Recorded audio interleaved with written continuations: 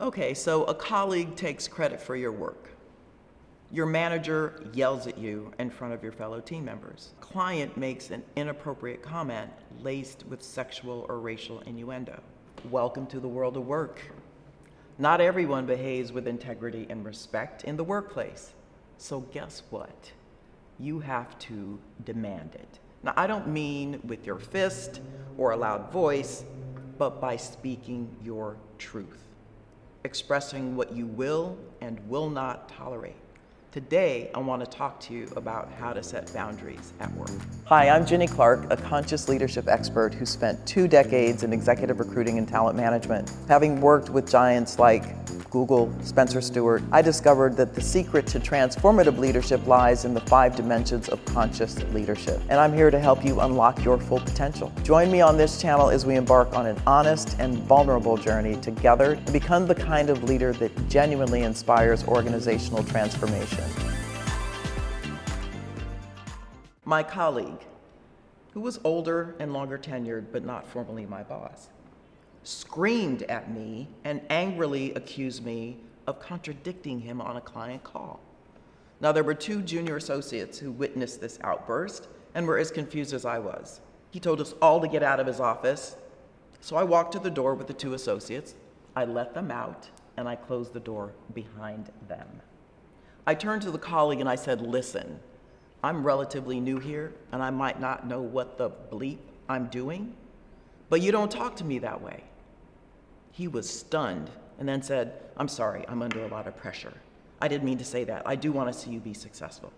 Now, this man went on to become the head of the office, my boss, and later the CEO of the company, and a supporter of mine that I could trust. So instead of being hurt, I was incensed, and I knew instinctively that I had to establish a boundary. And it served me well because I earned this man's respect. And I'm sure a reputation for setting boundaries throughout the organization. Here are 3 things you can do to set a boundary at work. The first is pause, do a double check. Was there a witness or is there proof of this transgression? Make sure you understand the context before making any accusations or escalating the situation. This is also where you find your calm before proceeding. There's nothing worse that's going to damage your reputation than becoming accusatory and being hypersensitive to things that might not have been intended negatively. Okay, number 2, confront. Now, sounds aggressive. That's not what I'm talking about. It can be scary, but I found that I have felt empowered by speaking my truth from a position of integrity and calm, regardless of the rank of the person you might be addressing. I found that a lot of people in the corporate world, especially leaders, are conflict averse. And sometimes that means they don't want to confront you, and they certainly don't expect to be confronted. But I'm not talking about just an aggressive sort of approach. In my case, my righteous conviction outweighed any fear or retaliation in the story that I told you. I'm like, you know what, you better bring it if that's what you got, but I need you to hear my truth. And this is not how I'm treated. In that case, I was a 30-something-year-old woman, and I was not used to, nor was I going to accept someone screaming at me disrespectfully. So some of this is about you modeling to people how you expect to be treated, calling them out respectfully, professionally, letting them know where you stand. You know, I think some people are afraid to confront because they don't see it.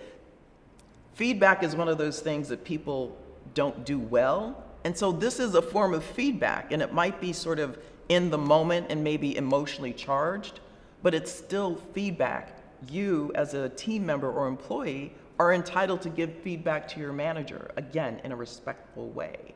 So just because you're not getting it, and you might work in what's even sort of a passive-aggressive environment where people are like, oh, everything's fine, you know, that's nice. Don't buy that and say, you know, no, I didn't appreciate that. With a smile. Smiles help. I didn't appreciate it. But here's what I need you to understand about me, and here's how I think you might have addressed this situation better so that everybody really understood where they stood. You know, I think there are some practices that people can use even in their daily lives to get more comfortable with this idea of confronting. And maybe that's not the word that you want to use to describe it in the first place, but it is just, it is speaking your truth so that you begin to speak your truth more often. Hopefully you're doing it with your children, for those of you who have them, to your loved ones, your partner. Tell them, you know, that didn't make me feel good. That's the negative feedback, but offer the positive feedback as well.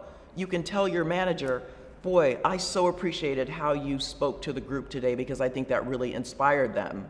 Or conversely, boy, I'm getting a lot of negative feedback from people. That seemed to really unnerve them, and I know that that wasn't your intention.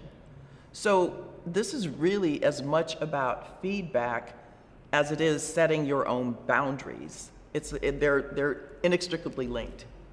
Here's number 3, escalate if necessary.